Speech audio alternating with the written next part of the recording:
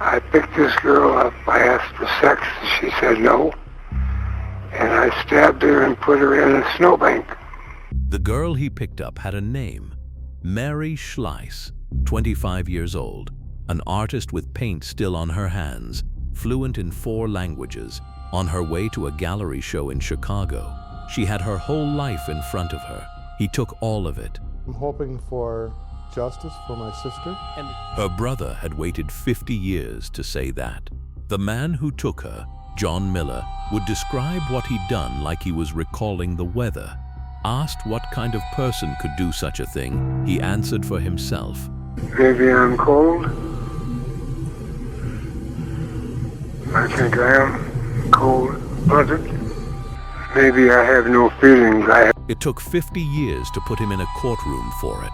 And when the day finally came, the prosecutor said out loud what everyone was thinking. Justice is served. Life in prison, frankly, doesn't seem like enough. You have to give you some. Mr. Miller, I do hereby sentence you to life imprisonment in the Wisconsin prison system. None of it, the plea, the sentence, the confession, was possible until a case that sat cold for half a century suddenly cracked open. A viable suspect was identified. Yesterday, Sergeant Jason Stalker, investigator Dan Westland, tracked down that suspect at his apartment. The break didn't come from a detective. It came from a college genealogy lab, and the one thing the killer left behind in the snow. The family tree research in this case was very complicated, and it took over a year for our investigative genealogy research to bear fruit. That confession was 50 years in the making. It started with a winter morning, a woman with paint on her hands, and a highway she never made it across. She was 25 years old, and she had already lived more than most people ever get to. Mary Kathleen Schlais, an honors graduate of the University of Minnesota, who finished her degree in art in 1973 and was just starting a master's. She was fluent in German and Danish, and was teaching herself Japanese. She rode horses. She had already traveled across the United States and through Europe. She painted, and only weeks before that February, her work had hung in a show at the Women's Institute for Social Change. She was someone with far more roads still ahead of her than behind. In 1974, the highway still felt safe. A college student could put out a thumb and trust the next car to do the decent thing. You know, in 1974, it wasn't that unusual for somebody to hitchhike their way from Minneapolis to Chicago. But it's stories like this is the reason we don't let our kids do it anymore. Mary Schlais was 25, and the road she trusted was about to betray her. Half a century later, the man who finally cracked her case kept coming back to the same thing. Not how she died, but who she was. This was a very bright young lady who had a very bright future ahead of her, and her life was taken away from her, way too young. A future taken at the side of a road 90 miles from home. The morning of February 15, 1974 began like any other. Mary lived in an apartment in the Kenwood area of uptown Minneapolis, the part of the city that ran on galleries and music and young people with more ideas than money. She didn't own a car, and that day she was getting ready for an art show in Chicago. So she did what she had done many times before, across 2 continents. She would hitchhike. To her, it wasn't reckless. It was simply how she got where she was going. Her roommate, Judith, was the last person to see her. Around 10:30 that morning, in a tan furry coat, carrying a purse. She walked out to find a ride to Chicago. She found the wrong one. 3 hours later, she was 90 miles east of Minneapolis, on a dead-end road near Elk Creek Lake, in Spring Brook Township, Dunn County, Wisconsin. It is not a place a person from uptown ends up by accident. It is farm country, flat and open, snow-packed in February, the kind of road where you can see a car coming for half a mile and hear nothing in between. Around 1:20 that afternoon, a man who lived nearby, Dennis Anderson, drove down that road, and he saw something that did not belong. A man bent over the ditch in the fresh snow. As Anderson's car came up, the man straightened and looked at him. A stranger, caught in the open, meeting the eyes of the one person who happened to drive by. Anderson would say for the rest of his life that he never forgot that face. He drove on, And then he did the one thing that mattered. He called the authorities and told them exactly what he had seen. In the years after, he gave the case everything he had. Photo lineups, 2 hypnosis sessions, trying to pull that face back out of his own memory. He died before it was ever solved. When investigators reached the spot, they found her. Mary Schlais lay face down in a snowbank, about 12 feet off the road. She had been stabbed at least 15 times, in the back, the chest, the neck. The medical examination found defensive wounds on both of her hands. Those are not the wounds of someone taken by surprise. They are the wounds of someone who saw it coming and tried to stop it. She did not go quietly. She fought. 2 things that should have been with her were gone: her tan coat and her purse. Neither was ever recovered. He took her warmth and her name with him when he left, but he left one thing behind. In the snow beside her body, investigators recovered a single orange and black stocking cap. It was not hers, and caught inside it were human hairs.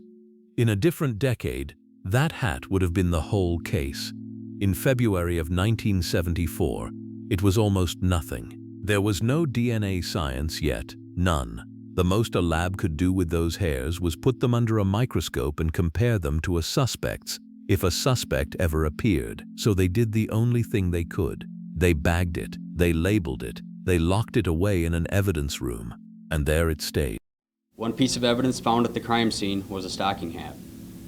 Investigators at that time knew the hat would be important to the investigation, but probably everything that could move fast moved fast. The day after the body was found, February 16, 1974, a composite sketch ran in the Eau Claire Leader Telegram, drawn straight from the one man who'd looked the killer in the face, a white male, somewhere between 25 and 35, around 6 feet tall, a thick mustache, hazel eyes, last seen in a tan or gold compact car. On paper, it should have been enough. A face, a build, a vehicle, a direction of travel. The tips came back by the hundreds, more than 400 leads, from across the United States and Canada. A photograph pulled from Mary's own apartment was chased down and cleared. The sketch was accurate. The man it described really was out there. But a drawing can only find a man if someone recognizes him and picks up the phone. No one ever did. If you've never heard this case before, that is exactly why this channel exists. Subscribe, because the ones the system forgot are the ones we tell. Then the case began to turn on the people trying to solve it. In August of 1975, an anonymous note arrived, pointing a finger at the very man who had found the body, Dennis Anderson, the neighbor who came forward. The one person who'd looked the killer in the eye and called it in was now a suspect. Investigators put him through it, hypnosis, lineups, and cleared him. He had done nothing but tell the truth. In the 1980s, as the country woke to the idea of the killer who hunted the highways, the file was held up against known offenders, including Randall Woodfield, the I-5 killer, ruled out. And in 2009, the office reached the end of its options and made the choice no family should have to make. By then, Mary's brother had been waiting most of his adult life. Justice for my sister. And the case? They exhumed her body, and they prayed the science had finally caught up. Hopefully the DNA evidence will supply that proof. But it didn't, not yet. The grave gave up nothing the technology of 2009 could use, and as the years stacked up, the case kept changing hands. Unfortunately, a lot of them that worked on this case have gone to their own grave. Back to, Sheriff Daryl Spangaletti. Corky Spangaletti was a sheriff at the time that worked on this, and it was really just he and... A detective would learn every page of it, build a private theory of who and why, and then retire or die and pass it to the next. A sheriff and his undersheriff, both gone now, who carried Mary Schlais to their own graves. The man who killed her outlived almost everyone who hunted him. But in an office that lost detectives faster than it ever lost leads, one thing never changed. Although this case is very old, at this agency it's never collected dust. That refusal is the only reason there was anything left to test when the science finally arrived. For 50 years, the answer had been sitting in those hairs, in a language no one alive could read. In the fall of 2022, the Dunn County Sheriff's Office found someone who could. They reached the Investigative Genetic Genealogy Center at Ramapo College in New Jersey, an academic program built to do the one thing a crime lab can't do on its own. The case landed with the center's director, David Gurney, and his assistant director, Kyren Binder. What finally cracked it wasn't a confession, and it wasn't a witness. It was a science that had barely existed when Mary died. Investigative genetic genealogy, or IGG, uses genetic and genealogical information to reverse engineer a family tree from an unknown individual's DNA. Reverse engineer a family tree from a stranger's DNA. To see how it works, you start at the leaves and climb down. They don't begin with the killer at all. They begin with his distant cousins, strangers who years earlier mailed off a spit tube to find out where their family came from. We build up the family tree to identify common ancestors. From there, we descend the tree using the same kinds of publicly available records and tools until we find the place where the subject may fit into the family tree. Descend the tree branch by branch until one empty space is shaped exactly like your suspect. But here is the part people get wrong about all of it. The DNA never names the killer. It's a lead that we turn over to law enforcement, like someone calling into a tip line. Just a tip. The kind a detective still has to walk down and prove. This is where the story turns.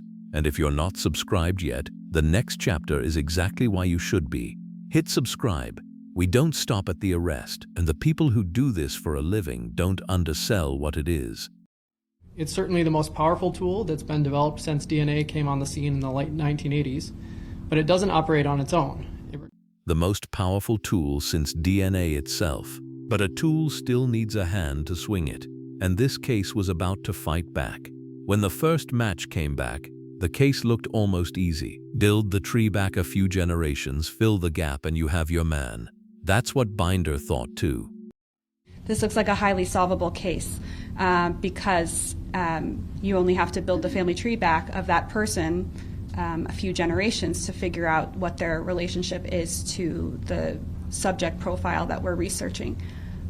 However, of course, that ended up being complicated by the adoption. So initially, I'm sure I said it's highly solvable, and then and it still was solvable, but with a couple of hurdles along the way. Then the tree hit a branch that simply wasn't there. The killer had been adopted. His biological family didn't know he existed, and a family tree built from blood can't show a son who was handed to strangers. For a year, the team had been climbing a tree that didn't contain the man they were hunting. The record said he belonged to one household. The DNA said he came from another that may never have known his name. Once Binder finally asked the question out loud, what if he was adopted? The whole search changed shape. Now they were looking for an adopted male, the right age, the right region, a man whose paper trail and whose blood trail did not line up. In January of 2024, a match surfaced in Montana. Run down, sampled, ruled out. That spring, a first cousin in Michigan, ruled out too. 2 branches, 2 dead ends. A year of dead branches before the tree finally bore fruit. The family tree research in this case was very complicated, and it took over a year for our investigative genetic genealogy research to bear fruit. And in the end, it wasn't a database that closed the gap the adoption had torn open. It was living people, relatives willing to help. With cooperation from some of the cousins of Jon Miller, the DNA cousins of Jon Miller, we were able to figure out who the unknown relative was. The unknown relative finally had a name. On October 19, 2024, a researcher pulled that name through the gap at last. A man born May 2nd, 1940, and the genealogy led them somewhere a tree alone never could, to his biological daughter, living in the small town of Ascove, Minnesota. A name from a family tree is a theory, not proof. The genealogy points. It doesn't convict. To turn the theory into something a court could hold, they needed her blood. On November 4th, 2024, investigator Dan Westland drove to Ascove to meet her. She had no part in any of this, a daughter who'd carried a father's silence her whole life. And she gave a DNA sample voluntarily. The lab ran the comparison that had been waiting 50 years to be run. her profile against the profile pulled from the hairs in the hat, and it matched. Not a distant cousin this time, not a ruled-out branch in Montana or Michigan. Her DNA tied the crime scene profile straight to her biological father. Him. After a year of climbing the wrong tree, the answer wasn't maybe, it was a name. Who's now 84 years old and living in Owatonna. I was actually sitting in a deer stand when I got a text from Investigator Westland yesterday, and I had a difficult time. And the date that match came back, November 4th, was not just any day. Half a century after a man stabbed Mary Schlais and left her in a snowbank, the science laid his identity at her feet on what would have been her 76th birthday. The case had been quiet so long that the timing almost reads like the file had been keeping count. 50 years of silence, and the answer arrives on her birthday. If a case like this can be solved, so can the next one, but only if people are watching. Subscribe before you see who opened that door. 3 days later, on November 7th, 2024, investigators drove to an assisted living facility in Owatonna, Minnesota. They carried a name, a DNA match, and a warrant for a crime older than most of the people serving time for anything. They knocked. The door opened. The man standing there was 84 years old, Jon Keith Miller. They did not get the reaction you'd expect from a man cornered after 50 years. Upon conclusion of interviewing Jon Miller, he did inform us that as soon as he had opened the door, he knew why we were there. 50 years of waiting ended at a doorway, with a man who had been expecting them the whole time. Later, Miller described that morning in his own words. I knew it was over. A relief. Over. And, he said, a relief. At first he denied it, so they laid it out. The hat, the hairs, the DNA, the daughter, the match, and Jon Keith Miller broke. Asked what happened on that February road, he laid it out in one breath. I picked this girl up, I asked for sex, she said no, and I stabbed her and put her in a snowbank.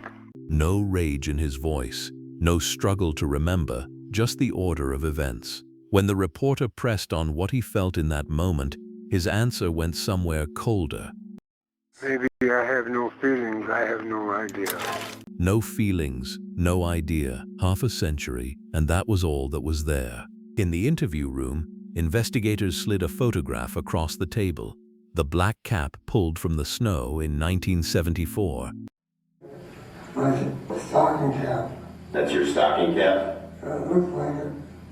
Looks like one I had.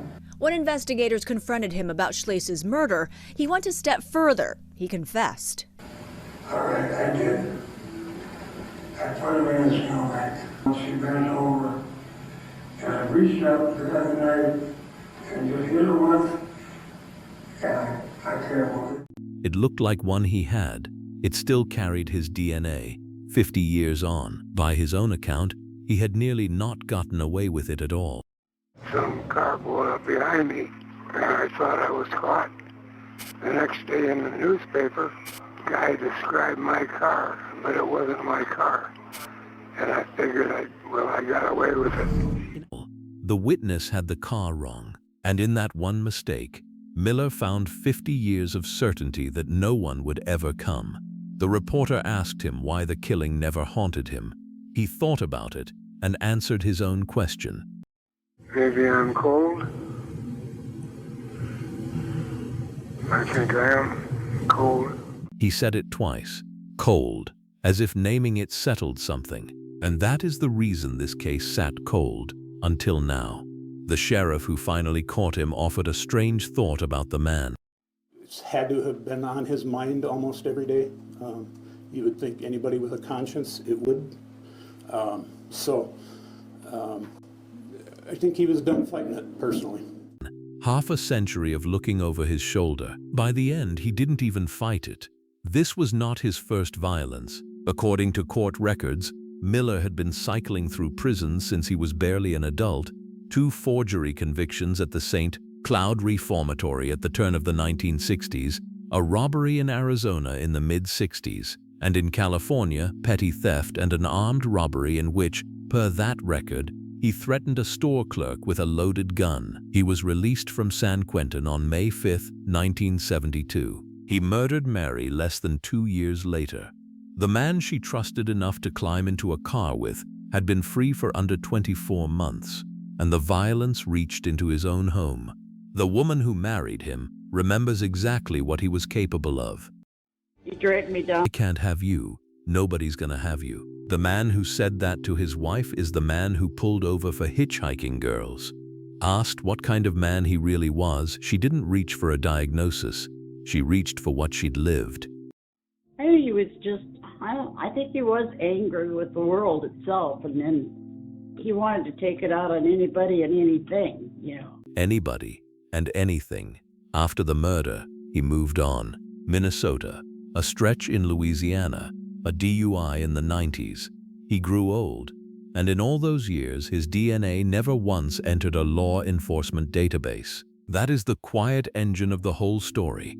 For 50 years, the only place his guilt was written down was inside the hairs in that hat, in a language no one could read. This channel finds the cases the system left in a box. Subscribe, and we'll keep finding them. On March 27, 2025, in the Dunn County Circuit Court, Jon Keith Miller, 84 years old, pleaded no contest for a crime this old. I could probably show him where it's at. Although his case is pending, Miller says there will not be a trial. I'm going to plead guilty because I know I am. Why go through all the mess? There was nothing left for a judge to decide. The sentence was already written into the law. In a silent courtroom, the man who had walked away from a snowbank 51 years earlier finally heard it read aloud. Mr. Miller, I do hereby sentence you to life imprisonment in the Wisconsin prison system. 18,528 days. That is how long it took to put those words on the record. And then the judge said the thing everyone in that room already understood, that even the heaviest sentence the law could hand down still didn't balance the math. It came from the bench, not from the family. The maximum the court could give was still too small for what was taken. I don't know that anything could ever make up for the loss of life and the over 50 years that... When the prosecutor rose, she did not spend her time on the man. She wanted the court to hear, on the record, exactly who had been lost. Mary Schlais was more than a victim. She was a brilliant, independent woman, a gifted artist, an equestrian. A world traveler, a scholar, 25 years old, with every road still ahead of her. Then Nina Schlais stood up. She was born after her aunt was already gone. She had only ever known Mary as a story that ended badly, a name attached to a single terrible morning. For 50 years, that morning was all the family was allowed to keep. Until now. Sadly, whenever we've thought about Mary over the years, we always think of what happened to her. And I feel like now we can think about who she was as a person. And not just that final day. That was the true verdict. The family taking Mary back from the murder. And they did one more thing with it. The court ordered Miller to pay $2,200 in restitution. The Schlais family donated every dollar of it to the center whose science had finally read the hat. Grief turned into the work that catches the next killer. The man at the center of all of it was offered the chance to say something to the family he had left waiting half a century. You don't have to say anything at all if you don't want to, and that can't be held against you. And I don't know that it makes much difference in terms of, what a sentence would be. Is there anything, sir, that you would like to say? This is what he gave them. I don't think I could say anything that would make a difference. I could say I'm sorry, but sorry's too late. Too late. The last thing he offered them was nothing at all. But Mary's brother didn't spend his words on the killer either. Don had waited his whole adult life for this day, and when it came, he talked about the people who carried his sister's case long after he thought anyone would. It's just been such a doggone long time since this happened. They've kept the faith over virtually generations of law enforcement people. Generations. By the time it was over, Don had outlived nearly everyone who first worked his sister's case. For Mary Schlais, that is where the story is supposed to end. A name, a sentence, A family that finally got to grieve the right way, but it may not be the whole of it. 2 years before Mary, in 1972, a 16-year-old girl named Jolie Truelson put out her thumb in that same stretch of uptown Minneapolis, a free-spirited artist who had hitched countless rides before and always made it home. This time, a car pulled over for her. She was found dead the next day, roughly 2 miles from the spot where, 2 winters later, Miller would stop for Mary. The vehicle in both cases was described the same way, a gold 2-door car. The driver in both, a man in his 30s. Jolie was struck in the head, her skull was crushed. To the people who studied both scenes, the weapons were different, but the hand was not. She was killed with a knife. Jolie was hit with a blunt instrument. But the thing is, it's the rage and the overkill in the car and just the senselessness to it. Rage, overkill, the same senselessness that left Mary in a snowbank. Investigators questioned Miller about Jolie. He was never charged. And in April of 2025, 1 month after Mary's killer was sentenced, the Minneapolis Police Department sat down with Jolie's family and told them their case is closed. The evidence has been destroyed or lost. Parts of the file are missing, and no one can say why. And even after everything Miller has now admitted, even after the lies he told them, they will not question him again. They're not personally invested in Jolie or her case. They don't understand. They didn't understand the suspect. This guy is a psychopath. It was not the first time the family had heard the system's verdict on Jolie. When they first came forward in 1972, a homicide captain told them what he thought of a 16-year-old girl with her thumb out, and her family has never forgotten the words. Well, she was hitchhiking. She probably deserved it. That was the official answer for 50 years. In a sense, it still is. After half a century and 1 confession, the entire question of Jolie now hangs on a single sentence from the people who never stopped studying him. Like, nothing rules this guy out, and nothing has since the beginning. Nothing rules him out, and nobody is willing to ask him. He confessed to 1. The other case is officially closed. Whether that is justice or something else is a question no hat in any box is ever going to answer. If you watched all the way here and still haven't subscribed, drop a comment and tell me why. I read every one. I'll be here for the next case.